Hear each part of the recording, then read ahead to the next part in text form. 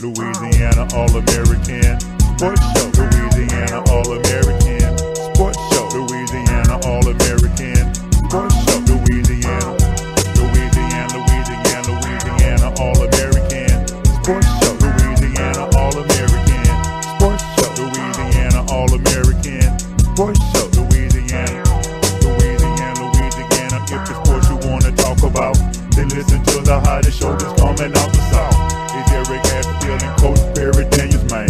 They're gonna sit you down and tell you all about the game and make it plain. 96.9 FM, that's the station. To hear the best sports talk show in the nation. Without hesitation, you should get with this. You get your popcorn ready, boy, you better not miss. Louisiana All-American Sports Show. Louisiana All-American Sports Show. Louisiana All-American Sports Show. Louisiana. It's Joker P. Check us out. Woohoo! I'm just so fresh, so clean. Good morning, Baton Rouge, and welcome to another edition of the Louisiana All-American Sports Show. It is the 36th edition of the Louisiana All-American Sports Show in the year 2016. Today is Saturday, September the 2nd, 2016. Welcome to the show, and I hope you're having a fantastic Labor Day weekend out there. This is Eric Hatfield. And I'm Gerard Piper, a.k.a. Joker P. And I'm Coach Perry Daniels, and I am a survivor of American oppression. I like that. It's almost like an AA meeting. Hi, Perry. And anyway, we're going to have a good show like we always have. We're going to talk some sports. We're going to talk about issues affecting our community and our nation. It's going to be jam-packed, so lock it in, rip the knob off if your radio even has a knob anymore. Anyway, and let's get ready for the show. So, look, let's jump right into it.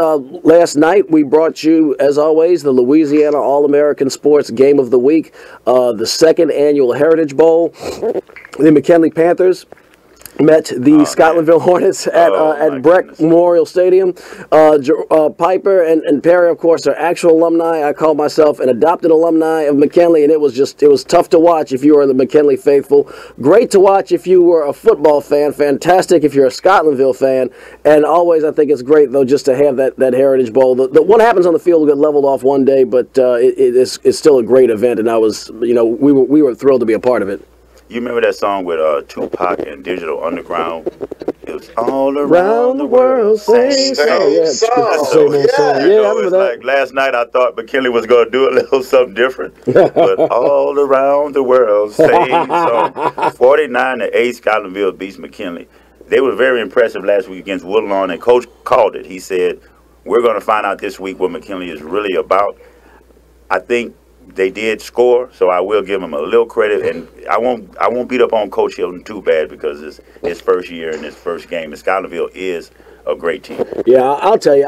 Look, the result looked very similar to last year, but these are two different teams. Scotlandville last year continued to get better every single week, made themselves into a playoff team. Probably could have gotten into the 5A semifinals, but they were tripped up by Mandeville, and then they've gotten better. And Levi Lewis, who we've spoken about so much on this show, not only is a good football player, but also a good basketball player, but he's a special quarterback. Oh yeah, he was definitely player of the game.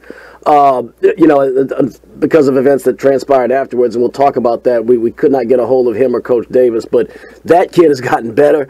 He put on a show, a clinic. It was a different Scotlandville team. McKinley, one thing I saw this time, they were throwing the football. And, close only counts in horseshoes and hand grenades, which is why the score was one-sided. But if they can continue to improve on that aspect of their game, they're going to be better, and they're going to score more points, and they're going to win more games. I thought in the first quarter, McKinley had a great stop. It was a 3rd down and 1, and it was in the backfield. And they were stopping Scotlandville at first, like they was matching up. But then the turnovers. Yep. Yes. Turnovers. They will special fields play. Kill you. You and I talk about this. It's almost like a broken record. I mean, if people that listen to us every week are probably tired of hearing it. Turnovers will kill you. Penalties will kill you. I got to add a third one, and that's special team gaffes will. If it doesn't kill you, it'll put you in the hospital. And McKinley had turnovers on special teams, and that put them out. They put them out of reach early in the game. They had a fumble on I believe it was a punt return, and they muffed a kickoff, a horrible kickoff, a line drive they just simply were not prepared for. They got to clean that up, and there were special teams gaffes all night. punt returns, you know, where Anthony Raby booms the ball 50, 55 yards. Maybe he outkicked his coverage, maybe he didn't. But when you got a punter that's giving you that kind of opportunity, you got to tie up the return man and not let him bring it onto your side of the field. Special teams was one of the areas that made McKinley fall apart at the seams in the first half. Now against Scotlandville, which is, you know, has some pretty good athletes and some good coaching, they might be able to get away with some of that, or they may not be exposed against other opponents. But that was an element of last night's game that really made them come unglued. Yeah, I just thought. What are your thoughts, Coach? Well, I think McKinley's not as good as we thought they were last week against Woodlawn. However, they're also not as bad as they may have appeared last night. That is a really, really, really good Scotlandville Hornet football team that they played, and that's a first-year coach, a first-year program down at McKinley. And in a first-year program, it takes a while to get special teams up to par. It takes a while to change the culture and the climate concerning turnovers and things of that nature. So, Coach Hilton, I look forward to an exciting season with McKinley. We should get a really good judge next week against an up-and-coming Capital High program that should really tell us what we're going to see with this McKinley football team. And the Capital High program is coming into their own as well. Yes, do we have scores from other high school games from around the city last night? Yes, we do. The first game, Catholics over Parkview Baptist, 24-13. Last night, Brother Martin defeats Plaquemine 33-20. John Curtis wins big over Landry Walker 35-22. Mandyville 16-0 over Holy Cross, and of course we said Scotlandville 49. McKinley 8. Zachary comes back to beat Wilkinson County, Mississippi, 42-34. They was losing that game at halftime. I think about 14 points, but they was able to pull it out. Defending Class 5A state champions for public schools, Zachary High.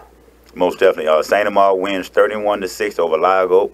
Episcopal 47-14 over Christian Life. Broadmoor goes down. Loses to St. Michael 23-8. Baker, big win over Tara 24-20. And Country Day, you got any other scores? No, sir. What about the Capital High score? That is a great. You know what? We got to dig that one up because that is not showing. That's not showing on our big screen. We'll look that one up. And that's funny that not funny, but it's your timing could not be better. Speaking of Capital High, because on the line we have a Capital High School head football coach, Johnny Duncan, on the line. Coach, thank you so much for joining us this morning. It's always a pleasure to have you on the show. We can find out now. Yeah, exactly, exactly. So I guess, Coach, so we'll fill in that blank to begin. How did the Lions make out last night? Didn't do too well. We lost 30-6 to North Lake Christian. Just a lot of miscommunication, mistakes on the offense. 3 interceptions in the first half really put us down early.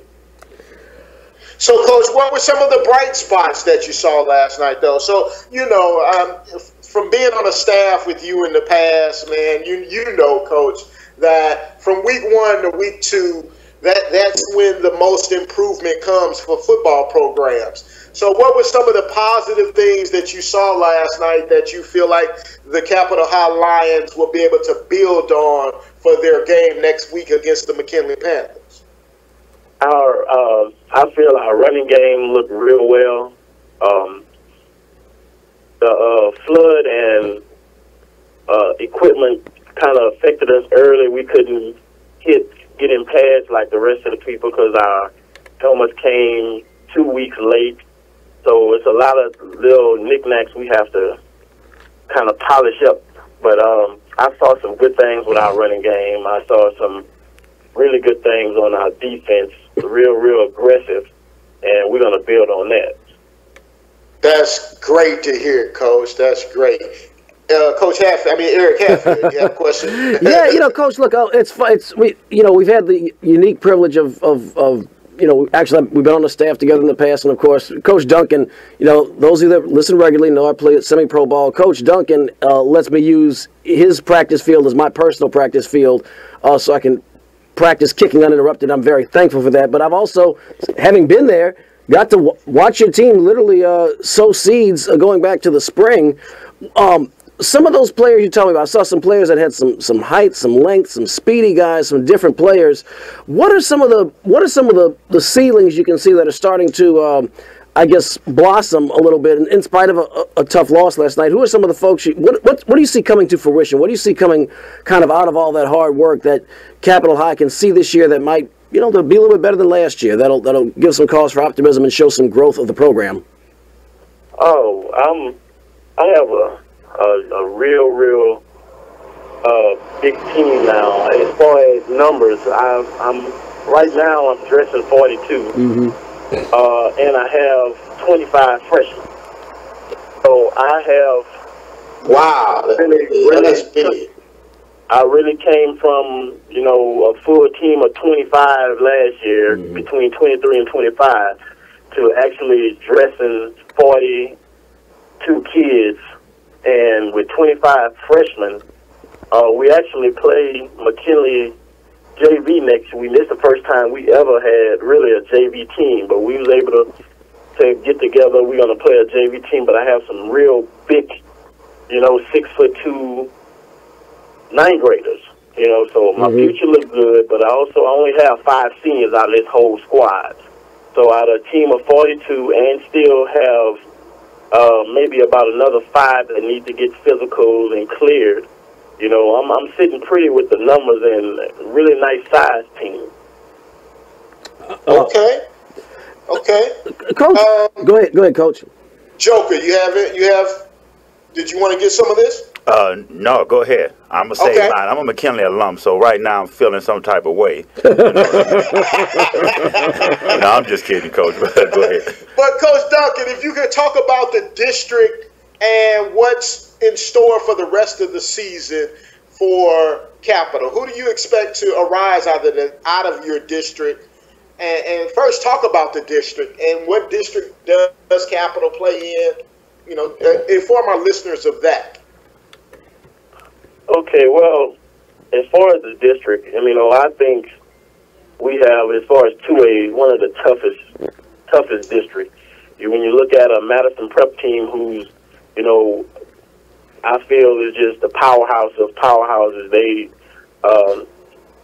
They beat Livonia, who have a really, really strong team. They beat them last night. I think it was 24-22 or somewhere around that range. Yes. They're just, board to board, really just a complete ball club. I coached a lot of those kids when they was in 6th and 7th grade, and Coach Daniels, you probably know some of those same little kids that's seniors now that was hanging around at CSAL, and these boys here are just monsters. Then you got a good organized Episcopal team that's every year they just get better and better. They're just so disciplined and so organized. Then you're looking at a Northeast team who's same thing, stability, been doing the same thing for years. They play really, really tough and scrappy. East Feliciana, full of speed. They're young this year. They lost 22 seniors last year, but they're so fast and quick.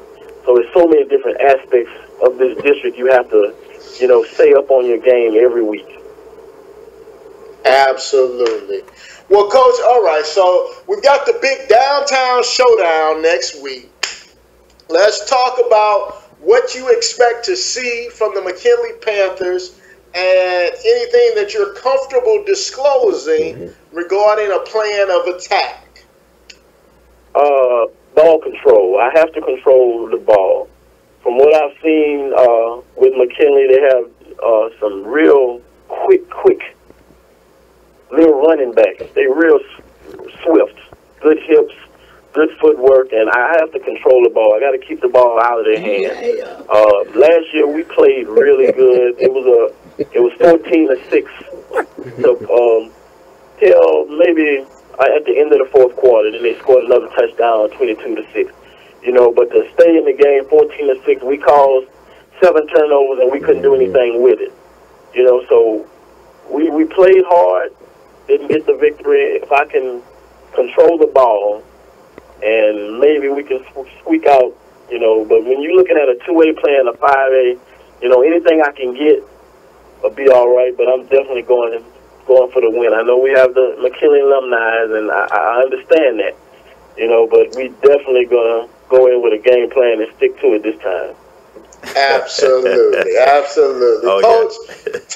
Well, we thank you for joining us on Louisiana All-American Sports. Before I let you go, though, I've got to say that, you know, throughout my coaching career, I've been privileged to coach some tremendous athletes. And every time I speak to you here in this space at Louisiana All-American Sports, I have to ask you about one of the better athletes that I've ever coached. And so let us know about Johnny Jr. What's going on? Well, he's this is going to be strange, but he actually signed a track scholarship at Southern University this summer. That's not strange to me. Right. He's running track, but he's definitely going to play football next season. So, you know, I already been speaking with Coach Odom, and they know who he is. They seen him in the weight room, and they was very impressed with his power and his strength, and they was wondering why he wasn't playing football, either because I signed the track scholarship, and they was definitely like, well, we need to make sure we do something about that next season. So he's going to be on the gridiron next year, but as far as this year, he's going to be doing this thing on the track. All right. He's majoring in civil engineering also. So he has a really good grade point average. So he's really, you know, doing you proud, Coach Perry. Awesome. I'm glad to hear that. So it sounds like also that I have a new chapter brother coming soon as well. So hopefully right. We're definitely working on that. I'm not surprised that he's running track because I know his pedigree. Yeah. Thank you, good brother, man. I can't wish you luck. I tell you that every year. I can't wish you luck next week, but after next week, I wish you the best of luck for the rest of the season. Thank you so much for having me, and it's always a pleasure. Coach, thanks a mil for joining us, as always. Much appreciated. Okay, Coach. That was Capitol High School head football coach Johnny Duncan Sr. A good coach, a great guy. Always a pleasure to have here on the show. And definitely, that means that the game next week is going to be a real big game next week. I think teams, because both teams want that first win. Both teams are kind of, you know, getting into their own and finding their way. And so next week actually is going to be a big game. It's going to be right here Friday night. Louisiana All-American Sports Game of the Week. That's right. We have the absolutely. Hey, Joker, let's move to that clip that I sent, and we'll transition here to discuss, to give a little perspective from a civil rights icon. Harry Belafonte is speaking here on TV One regarding the Colin Kaepernick situation, and Joker, if we could go to that. Yes, we'll go right to that. This is from News One. Harry Belafonte. Mr. B, we have... and he's being interviewed by... Roland Martin. James. Roland Martin. Yes. Paul. Carmelo Anthony. They stand up at the ESPYs and they talk about athletic involvement, social issues. We have Colin Kaepernick, plays for San Francisco 49ers. He decides, I'm not going to stand for the national anthem. Being attacked all across the country. In fact, Mike Freeman wrote this piece for the Bleacher Report, came out on August 31st, where NFL front office executives said, he's a traitor. F that guy. I will quit if my owner asked me to sign him. There's no way I would want this guy on my team. If their comments are true, San Francisco cuts him, no team ever signs him. Does that become a chilling effect for the next athlete who decides to take a stand? And how should the public respond to these kind of anonymous comments from NFL front office executives? To mute the slave has always been to the best interests of the slave owner. And I think that when a black voice is raised in protest to oppression, those who are comfortable with our oppression are the first to criticize us for daring to speak out against it. I think that it's a noble thing that he's done. I think that speaking out and making people aware of the fact that you are paying homage to an anthem that also has a constituency that by the millions suffer is a righteous thing to do. The fact that these people are having these, how dare you speak out against lynching and all of the things that that racism stands for, or the conclusions to racist acts permit, I think is a statement about America. I think he's a noble and a courageous man for having done that. Now, I say this with some history of my own. I was at the height of American success, hit records and movies and being rewarded by millions of people coming in attendance to the audiences that I played around the world. The machinery of oppression was always at work trying to discredit me, make me a communist, make me unpatriotic, et cetera, et cetera, et cetera. And it takes a lot of courage to stand up in the face of that onslaught, that reactive moment, and not bend to the wind. What I would love to see is I would love to see a few hundred other black athletes take that as a symbol. It doesn't affect the game. It doesn't affect the way it's going to be played. It just tells you a lot about what the people on the field are thinking in their every waking moment. So you're saying you would love to see athletes today rally around him, like that group of black athletes, Jim Brown, Bill Russell, and others, when they rallied around Muhammad Ali? Absolutely. Absolutely. As a matter of fact, the black community, now let me go further than that, the American community, the citizens of this nation are beautifully enhanced by being exposed to the fact that there's this dissatisfaction and that there's something they can do about fixing it. And I think that what he has done not only comes out of a tradition of protest, but I think is one of the most important weapons we have. But he also says this 44 years after Jackie Robinson wrote it.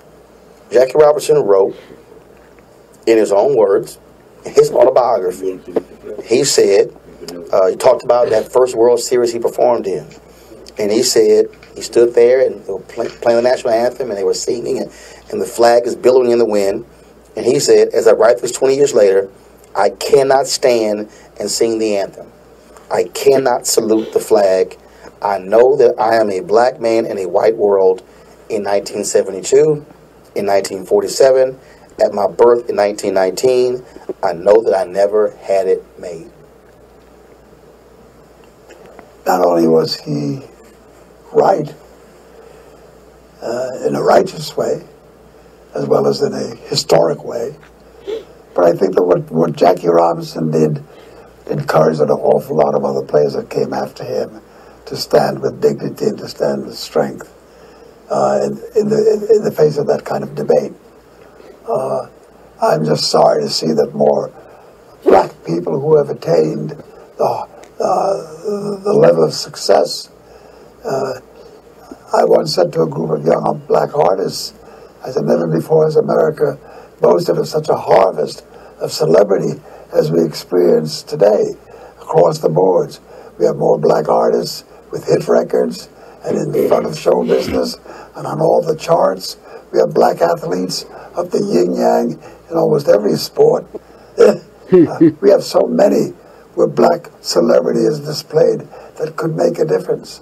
And yet never has there been such an absence of black celebrity voice in relationship to the problems that black people face today in a severe way. I'm amazed at the fact that with Trayvon Martin and any number of people who have been murdered and who have been shot down and who are the victims of a certain kind of unrepentant racist behavior, that black people haven't flooded the streets in a greater act of protest to all of this that's going on. A. Randolph once said, if you are comfortable with my oppression, then you are my oppressor. Cut it right there. That's it.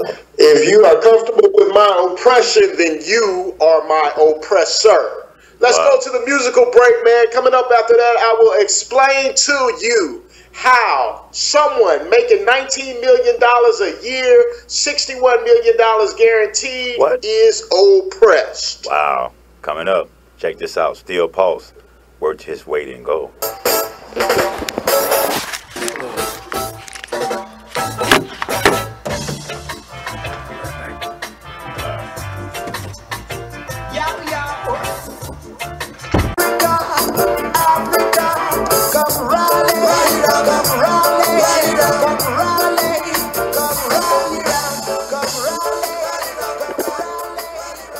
All right, that was Steel Pulse, worth his weight in gold, man. What a great song. Now, you were saying, Coach Perry Daniels? Yeah, so let me say a couple of things here. First, we have to mention Harry Belafonte talks about other African Americans joining Colin Kaepernick. We have to say that our very own Dutchtown Griffin, Eric Reed joined Colin Kaepernick by taking a knee. We love you for that, Eric. Great job. Jeremy Lane of the Seattle Seahawks, the cornerback, he also stayed seated in the pregame while the anthem was being played. He can't sing in a strange land either. Now, let's talk about how Colin Kaepernick can be oppressed. I've heard a lot of criticism regarding him and the money that he makes and how can he be oppressed. And here's my response to that. Here's some things that I would to point out to you his oppression. Can Colin Kaepernick play the sport that he loves, his skill, exemplifying his skill for any African American owner in the NFL? The answer to that is no. No. Can Colin Kaepernick's games be shown on a network that is owned by an African American? The answer to that is no. No. What about the uniforms that are manufactured? Are any of them created by an African American company? The answer to that is no. No. What about the planes, the transportation to and from games? If Colin Kaepernick had to go from San Francisco to New York to play the Giants, could he take an African American owned airline out to that away game? The answer to that is no. No. Not even soul plane. So $19 million and 61 guaranteed, the man is still oppressed. Oppression is around ownership. If you don't own nothing, you are oppressed. Wow. So, let's move on, man, to the world of college football. Let's move on to the world of college football because we know it's going down today. Right, Eric? Oh, yeah, it's definitely going down today. We have a couple of matchups going on. Hey, but before we get in that, I just thought of a question, Coach, and I want to ask you this. Are you still there with us, Coach? I'm here. Hey, I know during the civil rights times, you know, we had a lot of white people, even in the Alton Sterling, that went out and protested and went out and stood up for black people. But I was wondering, has there ever been a white athlete that had stood up and taken the type of heat for a black cause. Well, remember we were talking about this a couple of weeks ago with the, I mean, maybe in America, I don't know, but remember the fellow from Australia I was telling you about, and I've already forgotten his name, but pretty much stood with John, with the two Tommy Smith and John Carlos, and he pretty much really up until the time of his death was shunned in his own country. Now, as far as Americans, I can't think of an example, but you know, it happens. They're out there, you know. Yeah, but we have a big game today, and man, it is going down. This is the start, I think, of something with the college season. I'm so excited about it. We got a lot of good games today, and of course, we got to talk about LSU. Sure, yeah, so, big game today, man. Game. Look, we got a couple of contests going on involving our schools here in Baton Rouge. First of all, we have an intrastate contest between the Southern Jaguars and ULM up in Monroe. That game will be on ESPN3 and will be on the radio on 106.5 FM, so you can see the action. So this is going to be a very interesting season for the Southern Jaguars. You know, Coach Dawson Odoms has brought that team up since he's been there, and you have to wonder now with hopefully some of the off the field, you know, academic, administrative, bureaucratic issues that the Jaguars have had to deal with perhaps some of that being behind them now, and Coach Odoms just keeps on rolling. And then you have a lot of leadership, a lot of senior leadership. Quarterback Austin Howard. You have Leonard Tillery. It feels like he's been there forever because he's been toting the rock for 4 years solidly. Well, of course, Coach Odom's always going to do a good job because he's about principalities. He's about the...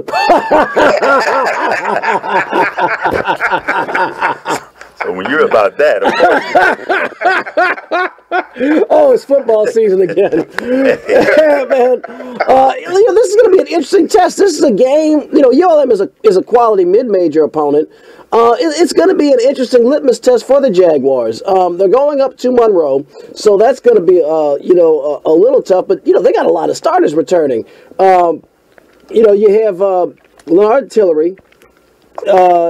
Now, it's saying here that Willie Quinn is returning. I thought he was a senior last year. This is in the Advocate. That's news. Yeah, no. Willie Quinn's back. Okay, yeah, that's awesome. Okay, he's back this year. Okay, all right. Wow. That's my fault then. I didn't realize that. So it's saying right here, look, UL Monroe has 7 first-time starters, and I apologize. I remember when ULM used to be the Indians. They don't have that mascot anymore, so I don't know their mascot. That's my fault. But should Southern be should Southern be the favorite of the SWAC? You know, coming back with that experience, coming back with Coach Odoms with a pretty good season last year, returning Willie Quinn, Tenery. You know, I mean, you make the case, man. You can make the case. I mean, you know, look. You're always going to have your Jackson States, although they were a little bit down, of the world. But look, Southern has as good of a chance. I really believe they have as good of a chance as any team in their division of winning. And if you win your division, you know, if you win that Western Division, then you got half the battle won.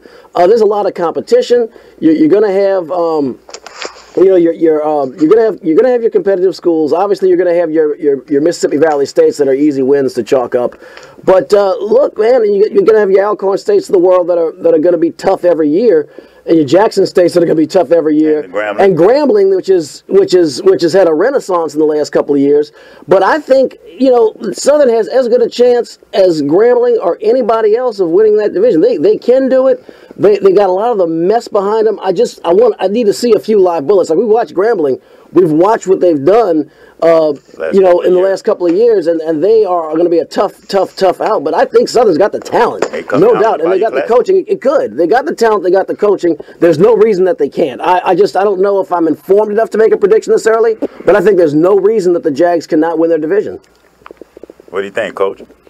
Well, they're picked to come in second, so it's going to be interesting to see the preseason coaches poll had them in second place, and hopefully they'll use that as their motivation to elevate them back to a SWAC championship, and this year back into a heritage championship, since the renaissance of that game between the MEAC champion and the SWAC champion. They're going to have a tough time today, though, in Monroe, because that Monroe team is just so defensively sound, even with their new head coach. Last year, they only gave up 21 points per game to lead the Sun Belt Conference in defense. So as good as these aren't the babies that you played last year, though, Monroe. This Jaguar team is a lot more mature, and they're a lot better of a team than they played last year up there. So I do expect a different type of game than last year's game. However, I do think that the ULM quarterback is a little too polished, and that defense is a little too sound for the Jags to pull off an upset. I gotta. As much as I like to say otherwise, I gotta agree with that. As much as I want to see the home team win, I think it's gonna be a tough. So y'all not going with the Jags? I was tempted. I almost got seduced by my own soliloquy to go with the home team, but I gotta go with head over heart. I agree with Perry. I think ULM wins. They probably win by 2 scores. But that's okay. Look, Southern competes in the SWAC, and I think it's going to be a good tune-up. I think it's going to be good for Southern. I think so too. And you took the words out of my mouth. I think actually this game is going to help them more than it hurts them. I think just to get when you play someone that has a little bit better athletes and better team overall, it could go 2 ways. It can demoralize you, or it could show you that, hey, we can compete with these guys. You know what I mean? And I think unlike a contest like, say, Georgia, which they were doomed pretty much from the coin toss, this is not going to be so ridiculously one-sided to where they cannot find successes within the game to build upon. Spring and lack of spring practice is going to hurt today as well. This is really the first time that they've really gone against anyone other than themselves at game speed. And you just can't simulate game speed, so that's going to hurt. No substitute for the real thing. Moseying on down south to the other side of town. Actually, not. I know. I should have pulled the clips out. Shame on me. Get it. It's a shame on us. Louisiana All-American sports. We'll be back. That's why we have preseason. We got to knock the rust off. We'll be locked up in line. Actually, I say the other side of town, but actually, we're not really going south. We're going north, way north, to the frozen tundra of Lambeau Field, which actually is going to be gorgeous today. It's going to be 75 degrees and sunny. It's a 2:30 kickoff today, and it's actually going to be. I'm actually kind of jealous of the folks that are up there. I think it's going to be almost football perfection, football nirvana. It's going to be something else. Against Wisconsin, Aaron Rodgers, I see he's throwing the thumbs down on LSU. Man, he got me fired up. I'm ready to Lambeau leap, but hey, Les Miles say you can't Lambeau leap. I'm a little surprised. I'm going to go on a sidebar real quick. The Mad Hatter, look, there are a lot of no-fun coaches in college football. He's not one of them. Yeah, right. And, this is what I would have expected from Les Miles. I would have expected him to say something like, we can't afford any penalties, and know not to do the leap. We expect them to compete and have a good quality performance. I'd expect that, but thinking if we're beating about 20, 30 points, that he'd be whatever, he might leap himself. But he was like, no, you're getting the bus home. I don't know where that came from. Who is that guy? But, hey, look, I guess the Mad Hatter's entitled to be a fuddy-duddy every now and then because he definitely is in general, very much a player's coach. Could it be a new approach to Les Miles since after all the turmoil he took last year? Maybe he's coming in a little bit more laying down the hammer this year. That snake's gonna shed his skin if that's the case. That's not that tiger can't change. No pun intended. That tiger can't change its stripes. I mean, he can try. That's not who the man is. Let's talk about the game. It's gonna be fun to watch, man. I can't wait to see number 7 get the ball. I think he's gonna act a fool. Wisconsin has a very good a quality team, good defensive sound team on defense. They have a returning second-year coach. And they had a very good season last year. I just think LSU's got way too much talent. I don't know how they stopped Leonard Fournette. I don't think they can stop Leonard Fournette. And it's going to be fun to watch him run up and down the field. And oh my goodness! And then they have their quarterback, and the young man's name escapes me for Wisconsin. He is a first-year quarterback. He's a senior, but it's his first time starting. LSU's defense has Tre'Davious White and Beckwith and just a slew of just men coming back on defense this year on a defense that was already very solid. I just don't see how Wisconsin gets much going in the passing game or offensively. So I think LSU, expect LSU to win this game comfortably. Now, just because I expect it, one thing we have seen in the Les Miles era is sometimes, it ends up being a little closer than we might expect. Like they played Wisconsin a couple of years ago in Houston. Right. So, but I expect LSU to win this game comfortably. I expect Leonard Fournette to have a big day, and I expect the defense to bottle up Wisconsin's passing game. Now, what I expect and what happens could be two very different things. Well, I think we're actually going to see playing a very good team. Let me take that. But we're also playing. I think that we're actually going to see the emergence of Leonard Fournette in this game. He wants to have a breakout game in his first What are we game. going to see? I want to see it. I think Leonard Fournette is 150 or more this game here. I really think that he is going to he's going to show up big. So also like LSU's coming back with the experience. I'm kind of concerned about Brandon Harris. I'm very curious to see how he does and see if Les Miles still kind of put the restraints on him or would he let him open up a little bit. I'm anticipating he's not and just going to work that workhorse Leonard Fournette for the win. And usually Wisconsin was the rushing team. They used to come in with a lot of good running backs. They had a stable of running backs. Always had a stable of good running backs coming out of that program. So it's going to be interesting to see if LSU's rushing defense can hold up against Wisconsin. And so I think it's going to be a battle in the trenches. But I expect LSU and Leonard Fournette to have a big game. So I'm picking LSU. Hey, Joker. Yes, sir. If Colin wanted to throw a football that was manufactured by an African-American company, could he do that? No. No. LSU and Wisconsin. This LSU team, I think, you both are really on track here. That defense is returning 8 starters from last year. So it won't be the Swiss cheese that it was last year.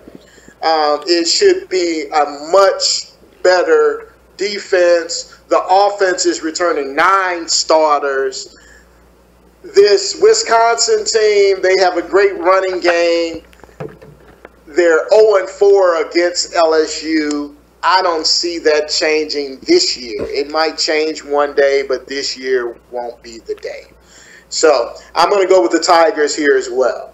You're going to go with the Tigers. What do you think? Y'all want to make picks of how LSU will do in the conference, or you think they're ranked too high, too low, just right? Personally, I'd like to have another week before making that assessment. I have a gut feeling, but when you get to watch some of these teams playing some of these interconference matchups, you kind of get a better finger on the pulse. We talked about this last week. I mean, you got Alabama, which is ranked at the top, and I think deservedly so. And until you knock out the champ, I think you can default to them. But what we see when the bullets start flying, live bullets start flying, it can be totally different than what precedes. LSU might look like the team that started off 13-0 a couple of years ago. They could look like the team in 2014 that really struggled against the Wisconsin team that they should have outdistanced on paper. Likewise, Alabama could look like the Alabama we see almost every year. Or they could struggle like Tennessee did against Appalachian State. So I almost kind of want to see live bullets before making a prediction. Especially since they don't have exhibition games like talking about it in college football.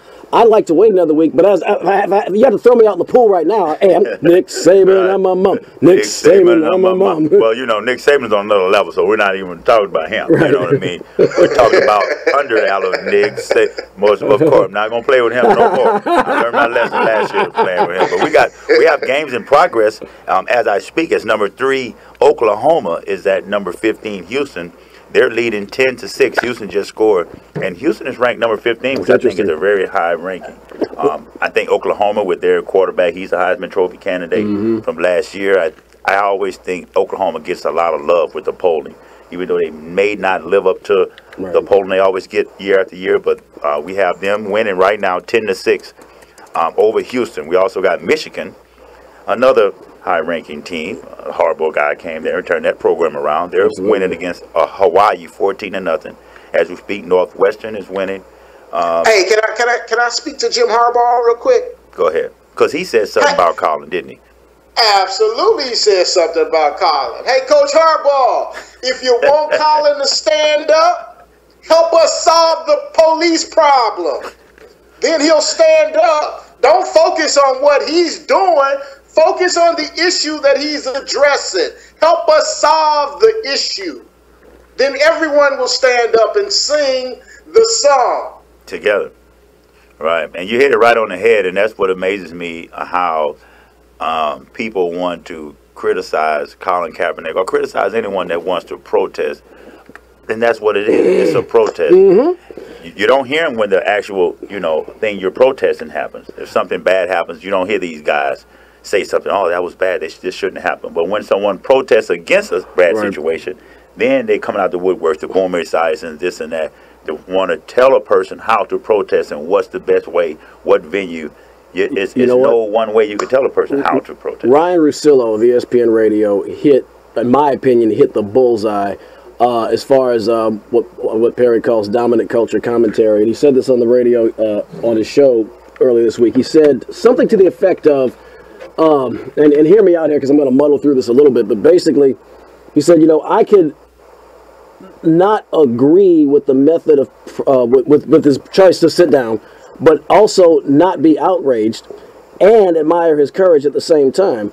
And he said this much too, and this really kind of hit the nail. He said, first of all, his goal was to get people talking, and that happened. He did that. He said also, you got to be kind of you got to wonder what the motivations of people who are getting all outraged at him making a statement. We live in a country where he has the right, we have the freedom and the right to protest, and that's certainly a way to make that statement. But here was the third part he said that really hit me, and I think to Boomer Esiason, and I didn't hear Coach Harbaugh's comments, but I pointed to him too with his crazy self and anybody else that has something smart to say. He said, me personally, I don't really protest anything. I don't do any community involvement. I haven't done anything since I was in my 20s and worked in a center. I come to work, I do my job, I get paid.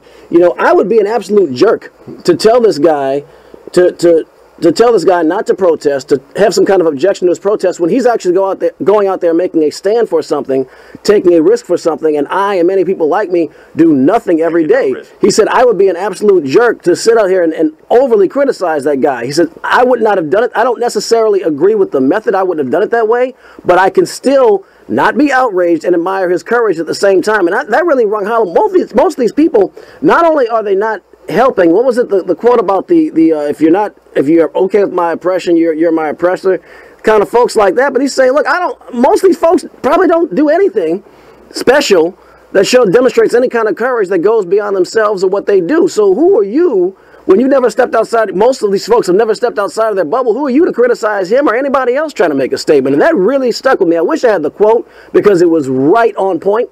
But that would be kind of my response to people that are kind of running up there popping their chops and not putting anything on the table. If you really disagree, shut your mouth. That's how I feel. If you really disagree, shut your mouth and let him do what he does in quiet. Otherwise, talk about the issues, try to solve the problem. To borrow a line from Bruce Willis, if you're not part of the solution, you're part of the problem. Quit being part of the problem. Period. Not a diehard. Very, very, very well said. Here, Mr. Eric Hatfield, and I think you hit it right on the head. And so, hey, this is going to be an ongoing topic, an ongoing thing.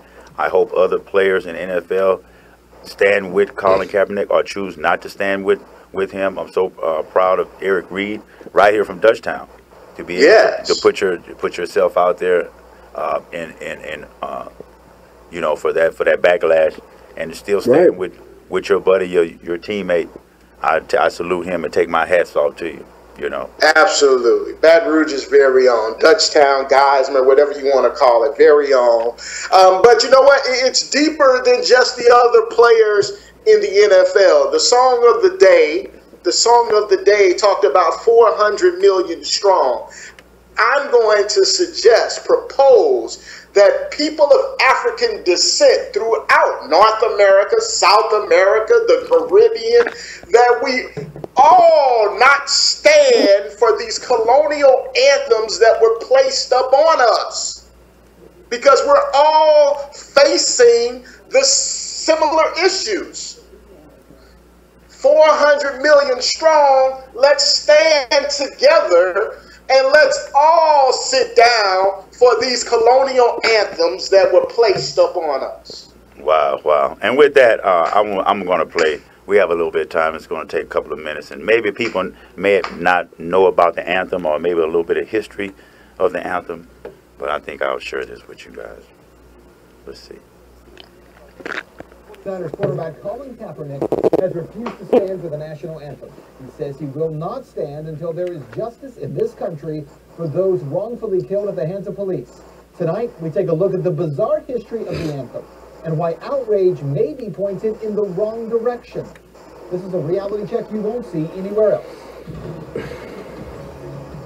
When there's significant change, and I feel like that flag represents what it's supposed to represent, this country is representing people the way that it's supposed to, I'll stand. Well, that was San Francisco 49ers quarterback Colin Kaepernick explaining why he says he will not stand for the national anthem. The internet, as you know by now, has exploded over the decision to sit, including fans setting fire to Kaepernick's jersey. But interestingly, Kaepernick won't stand for an anthem that, as it turns out, celebrates the death of slaves. And I'm willing to bet you had no idea about this, because the only part of the story that we sing is the first verse. And yet, if you keep singing, the Star-Spangled Banner says much more than you might think. Let's start here, because the Star-Spangled Banner came to be during the War of 1812. It was written by Francis Scott Key. The War of 1812 was a war in which the United States attempted to take Canada from the British Empire. But the U.S. underestimated the British, who were able to overrun Washington, D.C. The banner itself, it was written in 1814 about the Battle of Fort McKinley in Baltimore. But as explained in an article by The Intercept, one of the missing parts of history is that part of the reason the British have been so successful during that war was their active recruitment of American slaves. Whole families found their way to the ships of the British, who accepted everyone and pledged that no one would be given back to their owners. Adult men were trained to create a regiment called Colonial Marines, who participated in many of the most important battles, including the August 1814 raid on Washington. Then on the night of September 13, 1814, the British bombarded Fort McKinley. Key, seeing the fort's flag the next morning, was inspired to write the lyrics for the Star-Spangled Banner. So without question, American slaves played a role in fighting against Americans in that battle. About 6,000 former slaves total fought with the British to secure their own freedom. And Key, he speaks of them when he writes this: "No refuge could save the hireling and slave from the terror of flight or the gloom of the grave, and the Star-Spangled Banner in triumph doth wave o'er the land of the free and the home." Which candidly turns the anthem as we know it on its head. See, for those slaves, this was not a land of the free. Reality check. During the War of 1812, there actually was one group fighting for their freedom. And the Star-Spangled Banner celebrates America's triumph over them. There's a lot of things that need to change. One specifically is police brutality. There's people being murdered unjustly and not being held accountable. Cops are getting paid leave for killing people. And so what you need to know is that for all the outrage over Colin Kaepernick, let's end here with a question. In 2015 alone, 102 unarmed black men were killed by police nationwide, and hundreds have died every year. 2014, remember this guy, Eric Gardner? He was choked to death by police because he had sold loose-leaf cigarettes. No officer was charged. 12-year-old Tamir Rice in 2014, he was shot to death within 2 seconds of officers arriving on the scene while holding a toy gun on a playground in Cleveland. No officer was charged there either. Even this year, 2016, Philando Castile, he was shot to death in Minneapolis. He had a concealed carry license. He never touched his gun. Yes, he had a gun on him, but he told the officer about it. And yet he was shot to death anyway. And these are only 3 faces of the hundreds of unarmed black men who have died at the hands of police officers. Now here's the question.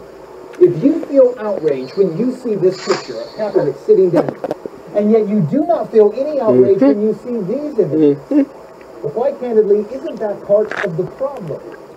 That's reality check. Let's talk about that tonight. Quick. Hey man, Joker, we gotta skip our Twitter game. Hey, you know, look. I wish we don't have the sound. We don't have the sound bites plugged in right away. I wish I had the. That's straight fire. Hey, what's coming up next, fellas? And we got in a few minutes. We have Noel Jackson with Music Satisfaction right here on 96.9 FM WHYR LP Baton Rouge Community Radio. You know, I'm gonna throw one more. I'm going to throw one more. Thursday football game we got to talk about. Absolutely. We have the return of the National Football League. And look, it's going to be Cam.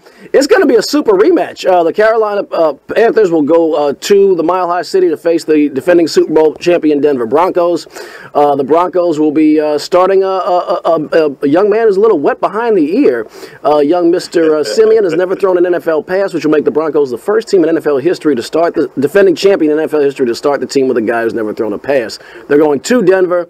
However, they don't have Peyton Manning in spite of his noodle arm, who I think gave them an advantage in the Super Bowl as far as running the offense. They have an inexperienced quarterback. I like the Panthers in this game. I like the Panthers in this game. It's a rematch, revenge game. Cam wants to come out and show these guys what he should have done in the Super Bowl. But I'm looking to see the matchup between Von Miller and Cam Newton. That's going to be a very interesting matchup between that defense to see if Cam has figured out that very good defense that Broncos have. So I'm going with Cam.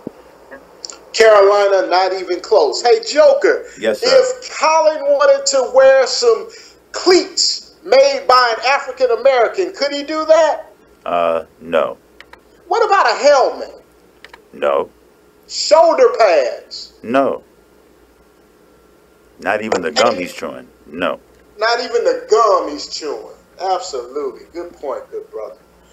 We want to thank you guys. It's about that time, right? Yeah, it's about that time. We definitely want to thank you guys. What a wonderful show we had today. Absolutely. Getting back on sports. We get LSU today. I want to thank everybody for tuning in. And we'll be here the same time next week. Same time, same place, same channel. ADT, JNS. Love you. Have a good afternoon. Hail to the king and lots of love. May he protect us.